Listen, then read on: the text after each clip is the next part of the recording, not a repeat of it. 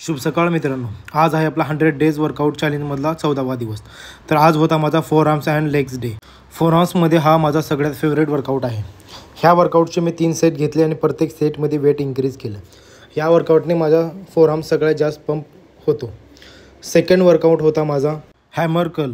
त्याचे मी 3 सेट घेतले आणि प्रत्येक सेटमध्ये वेट इन्क्रीज केलं। स्टार्टिंगला सिंगल हँड घेतली आणि नंतर डबल हँड मारलं। तिसरा वर्कआउट होता माझा केबल रिस्ट कर्ल। त्याचे पण मी 3 सेट घेतले, प्रत्येक सेटमध्ये वेट इन्क्रीज केलं। हा वर्कआउट लास्ट करून मी घेतलं नंतर लेग्समध्ये फर्स्ट वर्कआउट घेतला मी लेग एक्सटेन्शन। त्याचे पण मी 3 सेट घेतले आणि प्रत्येक सेटमध्ये वेट इन्क्रीज केलं। सेकंड वर्कआउट मी घेतला 45 डिग्री लेग कर्ल। त्याचे पण मी 3 सेट घेतले आणि प्रत्येक सेटमध्ये वेट इन्क्रीज केलं। हा मला हॅमस्ट्रिंगसाठी सगळ्यात बेस्ट वर्कआउट वाटतो। तिसरा वर्कआउट होता माझा सुमो स्क्वॉट। त्याची पण मी 3 सेट घेतले आणि प्रत्येक सेटमध्ये वेट इन्क्रीज केलं। स्टार्टिंग वेट मी घेतलं होतं 20 kg आणि लास्ट वेट घेतलं मी 40 kg।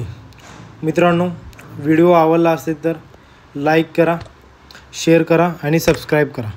भेटूया आपल्या नवीन